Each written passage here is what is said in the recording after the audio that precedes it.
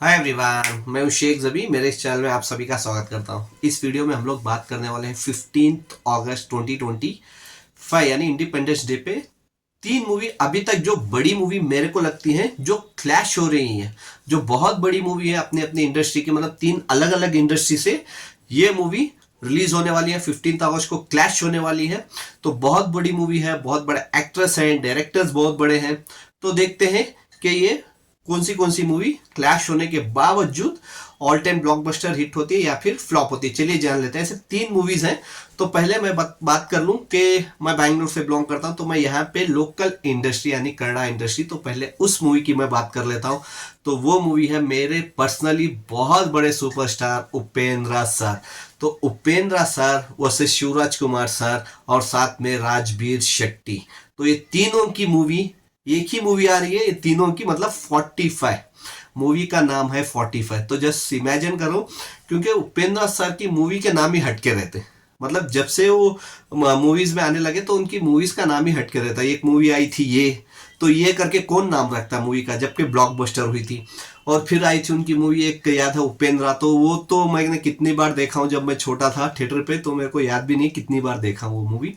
तो उपेंद्र यानी खुद के ही नाम से मूवी बना दिए थे वो। तो शायद ही कोई ऐसा एक्टर होगा इंडिया के अंदर जो खुद की ही नाम से मूवी बना दे और वो ऑल टाइम ब्लॉकबस्टर हो जाए।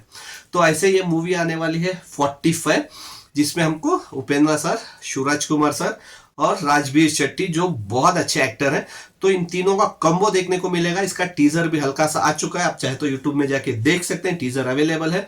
मेरे को टीजर ही पर्सनली अच्छा लगा था, क्योंकि उपेंद्र सर की मूवी का टीजर थोड़ा हट के रहता है और मूवी और स्टोरी और डायलॉग्स भी बहुत हट के रहते हैं। स्पेशली जिनको लोकल लैंग्वेज समझ में आती है, कन्नड़ा लैंग्वेज में जो मूवी बनती है, तो उसका ना एक लेवल हाई रहता है। जो डबिंग होती है उससे तो बेटर रहता है लोकल लैंग्वेज में। और ये मूवी रिलीज होने वाली है 15 अगस्त 2025 को, यानी इसको फ्राइडे मूवी ये रिलीज होगी, क्योंकि 15 अगस्त आके फ्राइडे को है, तो ये मूवी फ्राइडे रिलीज होने वाली।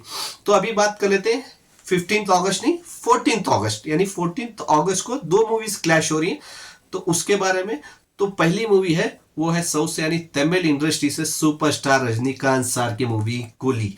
तो कूली का मूवी का मतलब टीजर तो नहीं आया, छोटे छोटे पोस्टर्स आए, एक छोटी वीडियोस आई थी, ग्लिम्स आई थी, लेकिन पूरा टीजर अभी तक देखने को नहीं मिला। लेकिन हर एक्टर का लुक यहाँ पे रिवील कर दिया गया, चाहे वो रजनीकांत सर हो, श्रुति हसन हो, नागार्जुना सर हो, आमिर खान हो, मतलब सबका लुक आ गया। स्पेशली आमिर खान का लुक तो मेरे को बहुत अच्छा लगा उसमें, क्योंकि बहुत हटके लुक है। और आमिर खान ने किसी इंटरव्यू में बताया भी था कि उनकी जो रोल है उनका कूली मूवी में छोटा सा ही, मतलब समझ लो कि एक 5-6 मिनट का ही है, लेकिन बहुत इंपॉर्टेंट है।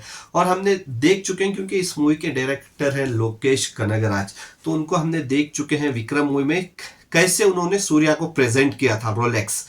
तो रोलेक्स नाम से कैसे प्रेजेंट किया था, तो मैं बेसब्री से इंतजार कर रहा हूं कि आमिर खान को ये कैसे प्रेजेंट करेंगे, क्योंकि आमिर खान का एंग्री रोल अभी तक शायद बॉलीवुड में नहीं आई। एक मूवी आई थी जिसमें उन्होंने नेगेटिव रोल किया था, वो थी फना। तो लेकिन उसमें लुक नॉर्मली था, मतलब ऐसा नहीं था कि विलन का लुक था, पूरा हीरो का ही लुक था उसमें। लेकिन लोकेश कनगराज अपने एक्टर को प्रेजेंट ही अलग तरह से करते हैं, तो वो देखना बहुत इंपॉर्टेंट रहेगा। क्योंकि कूली बहुत बड़ी मूवी है, तकरीबन 250 से 300 करोड़ का बजट लगा हुआ है।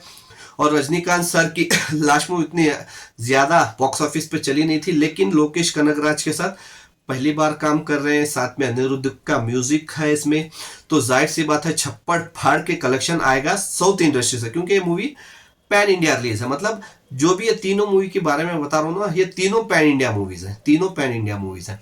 तो कूली मूवी पैन इंडिया है, लेकिन इस मूवी का प्रॉब्लम ये होगा, क्योंकि देखो साउथ से है, आमिर खान भी मौजूद है, तेलुगु इंडस्ट्री से भी है, और इसमें उपेंद्र सर, तो उपेंद्र सर भी इसमें मौजूद है। उपेंद्र सर का भी लुक आ गया था, तो उपेंद्र सर भी इसमें कूली मूवी में मौजूद है।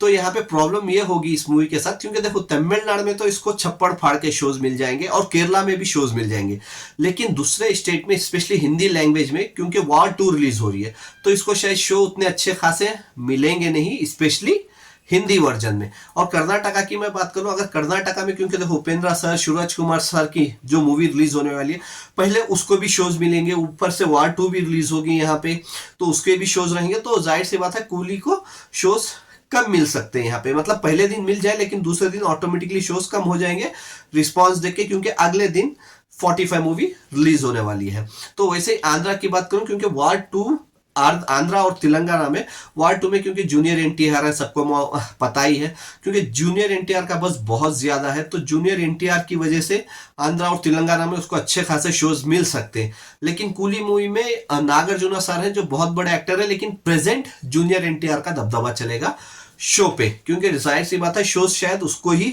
ज्यादा मिलेंगे, क्योंकि तेलुगु एक्टर हैं, हिंदी में डेब्यू कर रहे हैं, तो तेलुगु में खुद की वॉइस रहेगी, तो जाहिर सी बात है तेलंगाना और आंध्र प्रदेश में कूली मूवी को शोज कम मिले। तो देखते हैं कितने कितने शोज मिलते हैं और कौन सी मूवी हिट होती है, कौन सी किस पे भारी पड़ती है, क्योंकि इस मूवी का टीजर नहीं आया है या ट्रेलर नहीं आया है, तो कुछ बोल नहीं सकते कि मूवी कैसे बनी है।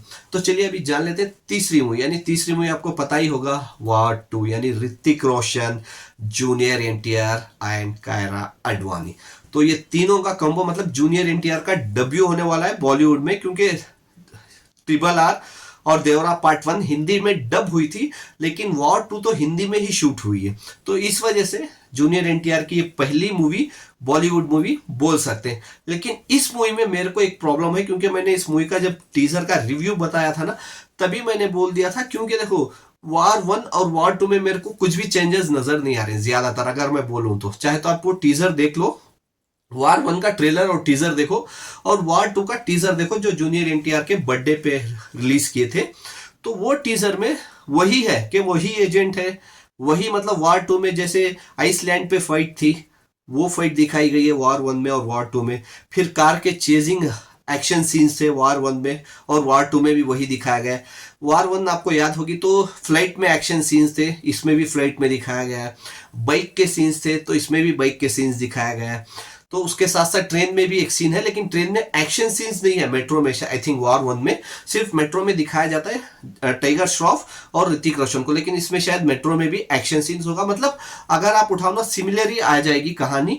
सिर्फ देखो, अगर कहानी सेम रही, सिर्फ आपने एक्टर चेंज कर दिया तो लोगों को पसंद नहीं आएगी, क्योंकि वार 1 एक लेवल की कहानी थी जो लोगों को बहुत पसंद आई थी, और वार 2 अगर सेम निकल गई, सिर्फ वहां पे समझ लो टाइगर श्रॉफ को हटा के आपने जूनियर एनटीआर को डाल दिया ताकि अच्छा कलेक्शन हो, एक अच्छा चेहरा नजर आ जाए, तो 1-2 दिन तो मूवी चल जाएगी, 2-3 दिन समझ लो, 4 दिन चल जाएगी, क्योंकि ये थर्सडे रिलीज होगी, लेकिन मंडे से कोई नहीं आएगा अगर कहानी सिमिलर रही तो इसका तो आदित्य चोपड़ा ने भी शायद किसी इंटरव्यू में कहा था कि अभी वो शायद जो यूनिवर्स बना रहे तो सिर्फ 1-2 एजेंट्स के बारे में नहीं बनाएंगे वो आगे मूवी, क्योंकि देखो किसी को भी हो, अगर हर मूवी में, जैसे मैं बोलूं पठान मूवी हो, जॉन इब्राहिम इंडियन एजेंट रहते हैं, फिर वहां पे कुछ धोखा हो जाता है, फिर अगेंस्ट हो जाते हैं, तो वैसे ही वार 2 में भी वार 1 में भी हमको नजर आया था।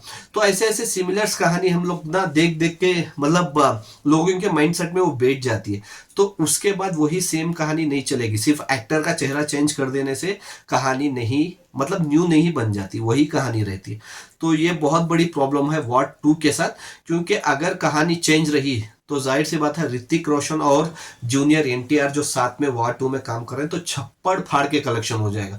अगर कहानी सिमिलर निकल गई, या फिर वार 1 से ही ले लो, या पठान से ले लो, या टाइगर से ले लो, मतलब टाइगर की जितनी भी सीरीज है अगर उससे कंपैरिजन करूं, तो अगर उसमें कैसे भी अगर वैसी कहानी निकल गई और कहानी अगर लोगों को पसंद नहीं आई, तो ये मूवी बड़ा पटाखा और छोटा धमाका हो जाएगी। अगर ये मूवी अच्छी रही तो छोटा धमाका बड़ा धमाल कर जाएगी।